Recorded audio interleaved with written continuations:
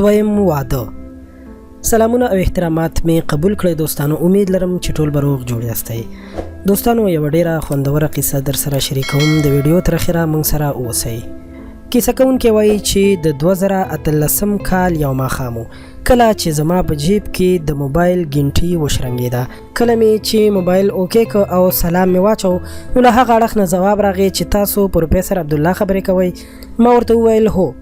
بیا وویل چې آیا تاسو رښتیا د ودونو کاروبار کوئ، یعنی خلکو ته رښتې کوئ؟ ما ورته وویل چې بالکل الحمدلله. نو بیا یو بله پوښتنه وکړه چې زه غواړم تاسو سره ملاو شم، نو ما ته د ملاقات وخت راکه. ما ورته وویل چې ته ما سره د څه په سلسله کې ملاوېدل غواړې؟ نو بیا راته ځواب راکو چې زه غواړم چې د خپلې خور د رشتې په باره کې ستاسو نه مدد واخلم. 3 کاله کېږي چې هیڅ رشته زما خور ته نه پیدا کېږي. ما چې کله مکمل تفصیل واخیستو، نو بیا مې د هغې نه وروسته دوی سره د ملاقات وخت کېښودو. د نورو معلوماتو اخیستو نه وروسته ما ته دا معلومات وشول چې دغه هلک د وچې سودا یا کریانې کاروبار کوو او زما په علاقه کې نږدې ما سره پاتې کېدل. نو زه د ملاقات لپاره ورغلم. ډیر ښه او شریف النفس انسانو. کله مې چې د هغه د خور متعلق سوال وکړ، نو ویې ویل چې 4 کاله کېږي چې زما اوښې په یو حادثه کې وفات شوی دی. ځوانه ښځه او 3 بچي ترېنه پاتې دي، او یو ډیره دردونکې خبره خو ده چې یوه لور یې هم معذوره ده. ما چې کله دا هر څه واورېدل، نو ورته مې وویل چې تاسو ته خو معلومه ده چې زموږ په معاشره کې هیڅوک هم داسې ښځې سره واده نه کوي چې هغه کونډه وي او د هغې بیا بچي وي، ځکه څوک نه غواړي چې پردي بچي وپالي. کله چې هغه زما دا خبرې واورېدې، نو د سترګو نه یې اوښکې روانې شوې او ویل چې پروفیسر صاحب، زما ښځې زما د خور او د هغې د بچو ژوند حرام کړی دی. ښځه د ښځې دشمنه ده. تاسو که په هره طریقه وي، نو دا رشته په یو ځای کې وکړئ. زه به ستاسو ډېر زیات احسانمن یم او زه تاسو ته لاسونه غوړوم چې تاسو ما سره په دې کار کې مرسته وکړئ، ځکه چې زه د خپلې ښځې نه ډېر زیات مجبوره یم او هغه نور زما شرمول غواړي. زه په حالاتو باندې مکمل پوه شوم، خو اوس مسله دلته د ماشومانو وه او بیا یوه دا مسله هم وه چې په دې کې یوه ماشومه معذوره وه. نو ځکه خبره بیخي د پوهېدو او د ذهن نه بهر وه. خیر ما هغه ته تسلي ورکړه او ورته مې وویل چې زه به کوشش وکړم چې یوه ښه رشته تاسو ته پیدا کړم. ډېرو ملګرو او دوستانو سره مې خبرې وکړې، خو هر چا به چې د ماشومانو نوم اورېدو، نو ویل به چې خپل ماشومان مو شته. که داسې یوه ښځه وي چې د هغې بچي نه وي، نو واده ته تیار یو. هر چا به همدا یوه خبره کوله. ما ته دا اندازه هم شوه چې نن سبا هر چا ته د جسم او وجود ضرورت دی، ځکه چې هر څوک نه غواړي چې ماشومان وساتي او بیا پردي بچي چې هغه یتیمانان هم دي. هر چا به مې چې خبره اورېده، هر چا به همدا خبره کوله چې ماشومان نشو ساتلی، او که د سنت خبره وي، نو دا سنت به پوره کړو او دویم واده به وکړو. او بیا به ویل چې د نورو خلکو اولادونه څوک ساتلی شي.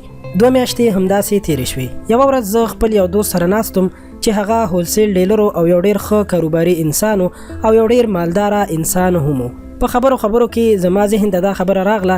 ورته مې وویل چې رضوان وروره، ته دویم واده ولې نه کوې؟ هغه ډېر په غور سره ما ته وکتل. بیا راته وویل آیا په تا باندې څه شوي؟ راته وویل چې عبدالله وروره، تا خو به چېرته نشه نه وي کړي؟ آیا ته غواړې چې ما په خپله ښځه ووژنې؟ ما ورته وویل رضوانه، دا خو سنت دی او ماشاءالله ته ښه پیسې هم ګټې، الله تعالی درته ښه پیسې او نعمتونه هم درکړي دي، نو تا ته خو ضرور پکار ده چې دویم واده وکړي او د چا سهاره جوړه شي او یو چا ته اوږه ورکړي. خو د ده د اړخ نه راته هم انکار او مایوسي ښکاره شوه. څو ورځې وروسته مې بیا رضوان سره ملاقات وشو، نو ډېر زیات مایوسه و. ما ترې پوښتنه وکړه چې خیریت خو به وي، ته خو ډېر پریشانه معلومیږي. وی ویل چې زما د دوکان نه غلا شوې ده، حالات ډېر زیات خراب دي او خپلې ښځې سره مې هم جګړه کړې ده. هغه مور کرتلې ده او مسلسل دا مطالبه کوي چې ما ته طلاق راکړه. ما ډېر په افسوس سره ورته وویل او تسلي مې ورکړه چې رضوان وروره، د همدې لپاره ما ته ویلو چې دویم واده وکړه. که نن ستا دویمه ښځه وه، نو ته به یې هېڅکله هم داسې نه پرېښودې. که یقین دې نه راځي، نو ته د یو یتیم په سر باندې لاس کېږده. ګوره چې الله تعالی په خپل قدرت سره ستا وړومبنۍ ښځه هم راولي او ستا کور ته خوشحالیانې هم راشي. کله چې زما اړخ ته وکتل، نو رضوان د څه سوچ نه وروسته راته وویل چې آیا تا ته کومه داسې رشته معلومه ده؟ ما ورته وویل هو بالکل ما ته معلومه ده، خو خبره داسې ده چې هغې سره یوه لور او یو زوی هم دي. خو په دې وخت کې ما د دغې معذورې ماشومې هیڅ ذکر ونه کو چې د دې یوه معذوره لور هم ده. هغه وویل چې بالکل صحیح ده، خوښه مې ده، ته ورسره خبره وکړه، که الله ته منظوره وي نو زما د اړخ نه ها وګڼه. ما د جینۍ ورور ته ټلیفون وکړو او ورته مې وویل چې نن ماښام زما دکان ته د ملاقات لپاره راشه. کله چې هغه راغی نو موږ د رضوان خواته ورغلو، د هغه کاروبار او هر څه وکتل او مختصر قصه ده چې د نکاح دفتر ته ورغلو. نکاح پروفیسر شیخ الحدیث ابو تراب مکی حفظه الله وتړله او ریحانه د خپلو ماشومانو سره د رضوان په زندګۍ کې په ډېرې خوشحالۍ سره شامله شوه. رضوان چې یو مکان په کرایه باندې چاته ورکړی و هغه یې خالي کړو او د ریحانې او د هغې د ماشومانو لپاره یې هغه ځای برابر کړو.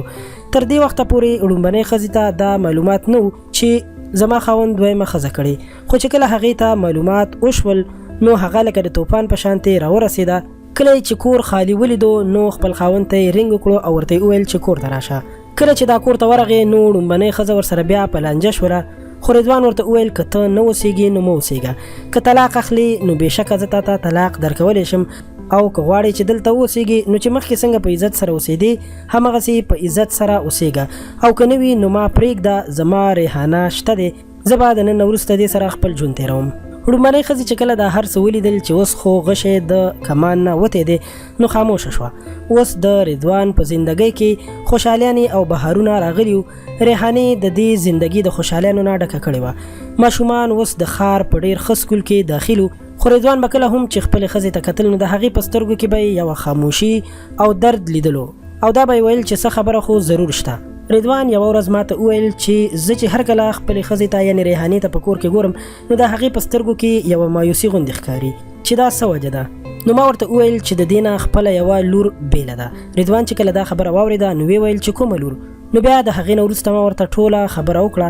رضوان چې دا هر څه واورېدل نو ډېر زیات خفه شو او سر یې ښکته کړو.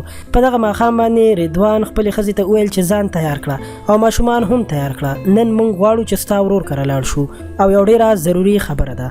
د ښځې زړه په درزېدو شو، ویل یې چې څه خبره خو ضرور شته. خو کله چې د خاوند نه پوښتنه وکړه چې څه خبره ده نو خاوند یې ورته هېڅ ځواب ورنه کړو او ورته یې وویل چې یو ډېر ضروري کار دی، بس ته ځان تیار کړه. لږ وخت نه و تېر چې دوی هلته د جینۍ ورور کره ورسېدل.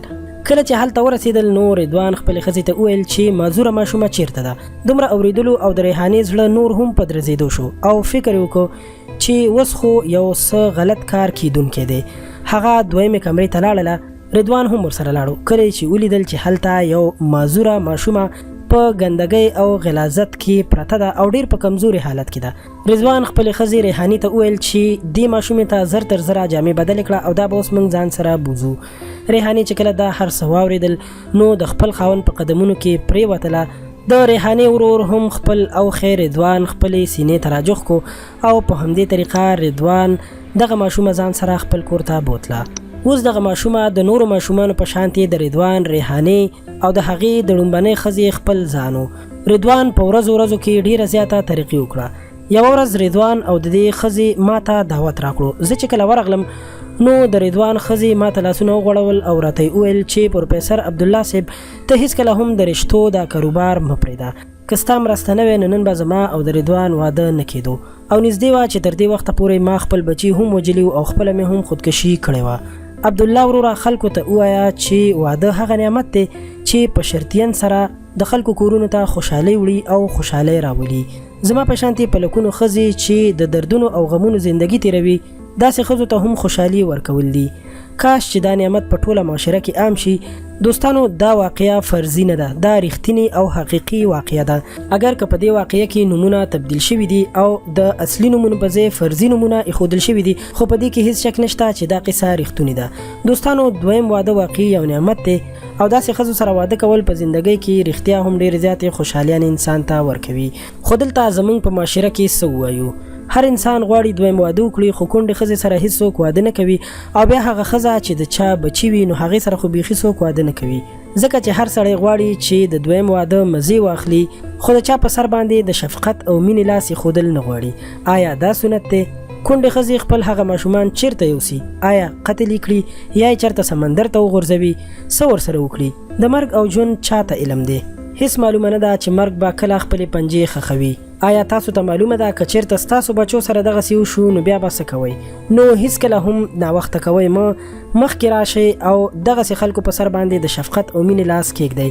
که رښتیا هم دویم واده کول غواړئ نو دغسې ښځو سره وکړئ څوک چې واده ته ضرورت لري، د هغوی په سر باندې د شفقت څوک نه وي، خاوند یې مړ وي او په کور کې د ساتلو نور څوک نه وي، نو د دغسې خلکو مټې جوړې شئ، دغسې خلکو سره ودونه وکړئ او د دغسې ماشومانو په سر باندې د شفقت لاس کیږدئ. ځکه چې تاسو هیڅکله هم څوک نشئ ساتلی، هر څه ساتلو والا د الله پاک ذات دی، نو د الله پاک نه ویریږئ او ویریږئ د هغه وخت نه کله چې الله تعالی جل جلاله تاسو ته وښیي چې وګورئ پالونکی کوم ذات دی، تاسو یا زه. ډیره مننه کوم قدرمنو دوستانو چې ویډیو مو را سره تر اخره وکتله. که خوښه شوې مې وي مهرباني وکړئ خامخا در سره لایک کړئ او زموږ چینل خان کلیک در سره هم سبسکرایب کړئ چې زموږ د هرې ښایسته ویډیو راتلو سره تاسو ته خبر درکړل شي. تر بلې ویډیو درنه اجازت غواړم، د الله پامان.